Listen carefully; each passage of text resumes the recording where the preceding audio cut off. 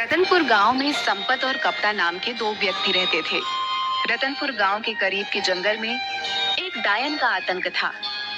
रतनपुर गांव के बहुत से लोग उस जंगल में गायब भी हो चुके थे। संपत और कपटा उसी जंगल से गुजर रहे थे। अरे कप्ता भाई, हमें शॉर्टकट रास्ते से नहीं आना चाहिए था। यहाँ से जल्दी चलो। सुना है यहाँ पर लोग रहस्यमय तरीके से गायब होते हैं। ये जंगल बड़ा ही डरावना है। अरे मेरा चेला होकर तू बुजदिलों जैसी बातें कर रहा है। अरे कप्ता भाई, पिछले ही महीने सुखिया चाचा का बेटा इसी जंगल से लापता हो गया था, जिसका सुराग आज तक नहीं मिला। तुम तो वैसे भी 9 महीने शहर में बिताते हो और 3 महीने गाँव में बिताते हो। तुम्हें क्या पता गाँव में क्या चल रहा है? अबे तुम गांव के गवार क्या जानो शहर की आमदनी के बारे में है? तुम तो बस सारा दिन मुंह उठाए गांव में फिरते रहते हो। कितनी बार बोला है तुझे चेला कि मेरे साथ शहर आ जा, लेकिन तू ये गवारों वाली जिंदगी छोड़ना ही नहीं चाहता। तभी संपत की नजर एक पॉलीथीन पर पड़ी जिसे गुरु पकड़े हुए था। ये हाथ में क्या पकड़े हो कप्ता भैया? जरा हमें भी दिखाओ क्या है इस पॉलीथीन में। अरे कुछ नहीं संपत, मेरी पत्नी ने शहर से कुछ डायपर के पैकेट मंगवाए थे, बस वही है। डायपर के पैकेट? लेकिन जहाँ तक मैं जानता हूँ तुम्हारे घर में तो कोई बच्चा है ही नहीं। अबे पगला हो गया क्या? मुन्ना को भूल गया क्या? मुन्ना? अरे वो तो 10 साल का हो चुका है कप्ता भैया। सांड की तरह फैल फैल कर मोटा ताजा हो रखा है। क्या वो अभी भी डायपर पहन रहा है? तुम गांव के गवार क्या जानो? तुम गांव के गवार इस बात को नहीं समझोगे। हम शहर के रहने वालों के तौर तरीके कैसे कैसे होते हैं। हाँ, बड़े शहर वाले बनते फिरते हो।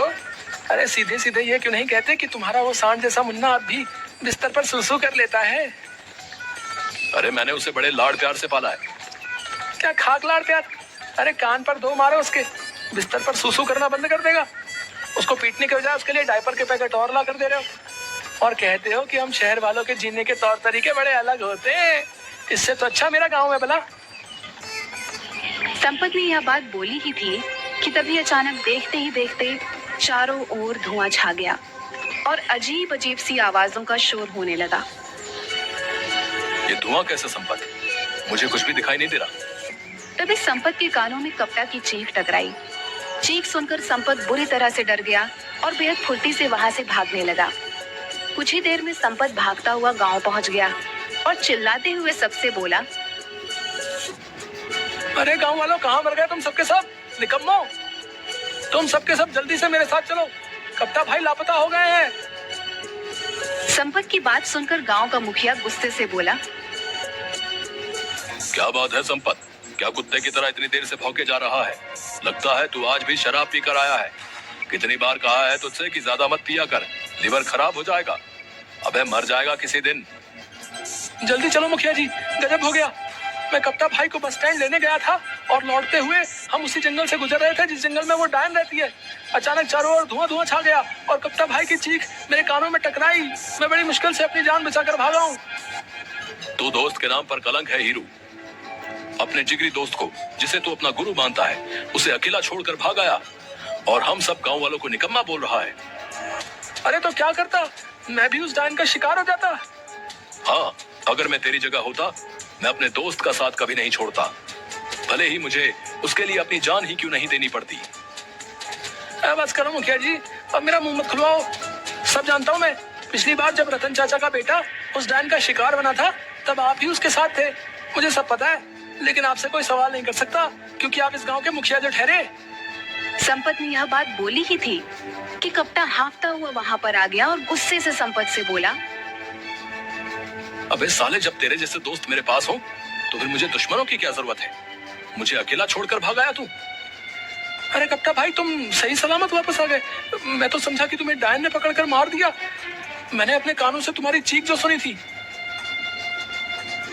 हाँ, मुझे उस डायन ने पकड़ लिया था, मगर जैसे ही उस डायन ने मुझे पकड़ा मैंने एक जोरदार मुक्का उसके मुंह पर मार दिया और वहां से भाग आया। मैं उस डायन से लड़कर आ रहा हूँ और तू डर कर भाग गया। बड़े बहादुर बने फिरते हो कप्ता भाई। अगर इतनी ही बहादुरी थी तो फिर चीखे क्यों?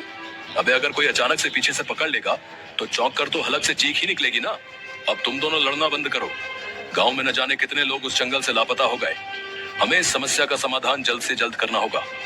कप्ता, तुम ही पहले ऐसे व्यक्ति हो जो उस डायन के चंगुल से सही सलामत आ गए हो। इसका मतलब तुम में उसका सामना करने की हिम्मत है। तुम ही हमें उस डायन से छुटकारा दिला सकते हो। मेरा दिमाग खराब हो गया क्या? अगर मैं जिंदा बचकर आ गया तो आपको क्या लगता है तुम्हारे पानी पर चढ़ाने से मैं क्या चढ़ जाऊंगा? मैं तुम्हारे जहाँ से मैं नहीं आने वाला। जाओ जाकर कोई और बकरा ढूंढो। इतना कहकर कप्ता वहां से चला गया।